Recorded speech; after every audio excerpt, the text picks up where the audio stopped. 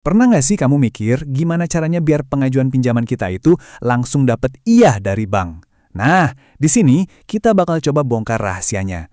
Kita bakal ngintip langsung dari buku contekan milik Bank Syariah.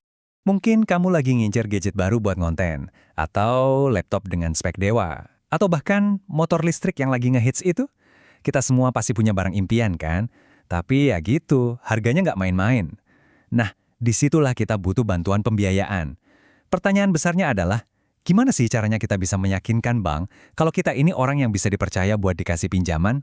Oke, biar kita nggak cuma ngomongin teori, kita langsung aja pakai contoh nyata. Kita bakal kenalan sama seseorang dan ikutin perjalanannya menaklukkan tantangan ini.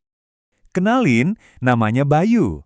Umurnya 25 tahun, tinggal di Jakarta, dan pekerjaannya, wah zaman now banget, seorang influencer. Pasti banyak nih dari kalian yang relate sama profilnya Bayu. Dan sama kayak kita, Bayu juga punya mimpi. Dia lagi naksir berat sama satu motor listrik canggih, harganya 200 juta rupiah. Wow, angka yang lumayan gede ya. Nah, misi kita sekarang adalah mencari tahu gimana caranya Bayu bisa meyakinkan Bank Syariah buat bilang iya ke dia. Nah, disinilah petualangan Bayu dimulai.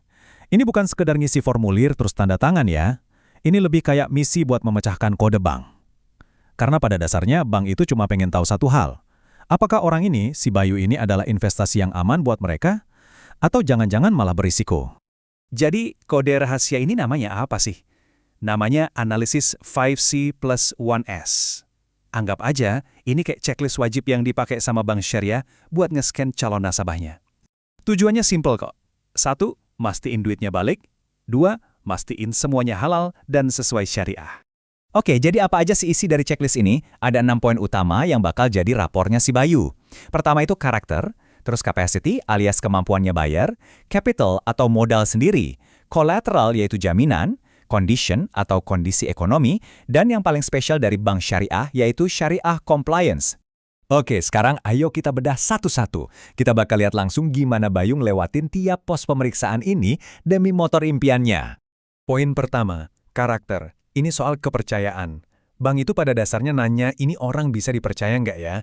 Gimana cara ngeceknya? Mereka bakal ngintip rapor keuangan kita lewat yang namanya SLIK OJK.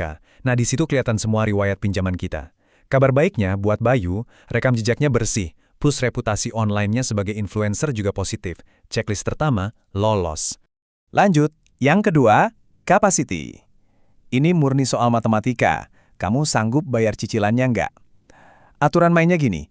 Total cicilan bulanan kamu idealnya jangan lebih dari 30-35% penghasilan. Nah, kita lihat kasus Bayu. Gaji bulanannya kan 15 juta.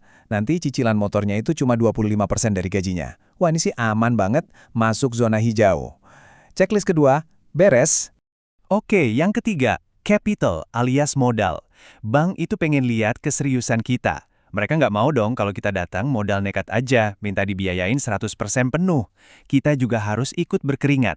Dan Bayu ngebuktiin itu.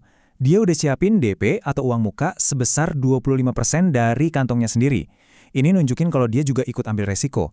Istilah kerennya itu punya skin in the game. Jadi checklist ketiga, aman. Terus ada yang namanya collateral atau kita kenal sebagai jaminan. Anggap aja ini jaring pengaman buat bank. Jadi kalau amit-amit nih ya, pembayarannya macet, ada aset yang bisa jadi jaminan. Nah, si Bayu ini pinter. Dia pakai koleksi gadget-gadget mahalnya sebagai jaminan. Kreatif juga kan? Yang kelima, condition. Maksudnya kondisi pasar. Nah, di sini nih kelihatan pinternya Bayu. Dia nggak asal beli barang yang harganya cepet turun. Dia milih motor listrik yang industrinya lagi booming banget sekarang. Ini jadi sinyal bagus buat bank, karena artinya mereka berinvestasi di sektor yang lagi tumbuh pesat. Dan ini dia pembedanya, yang paling spesial, S untuk syariah. Bank harus mastiin semuanya halal, akadnya pakai murabahah. Gampangnya gini, bank yang beli motornya dulu, terus dijual lagi ke Bayu dengan tambahan keuntungan yang udah disepakati berdua di depan.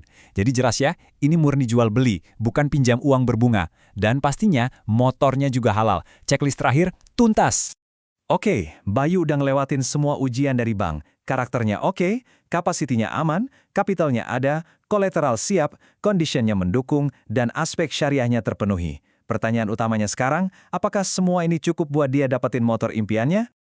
Inilah saat yang ditunggu-tunggu. Ayo kita lihat gimana bank menilai semua data tadi dan mengubahnya jadi satu keputusan final.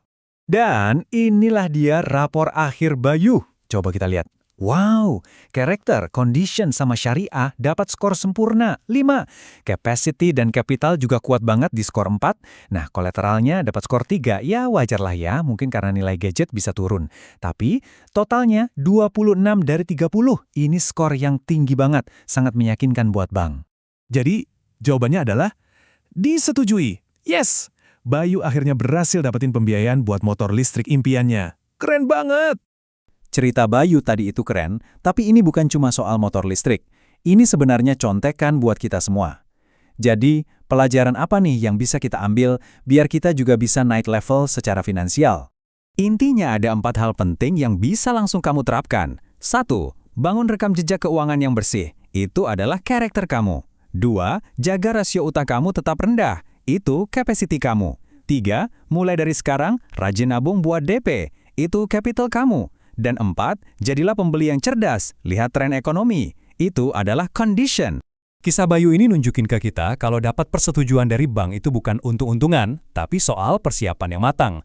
Nah, setelah kita bongkar semua rahasianya, sekarang pertanyaannya kembali ke kamu.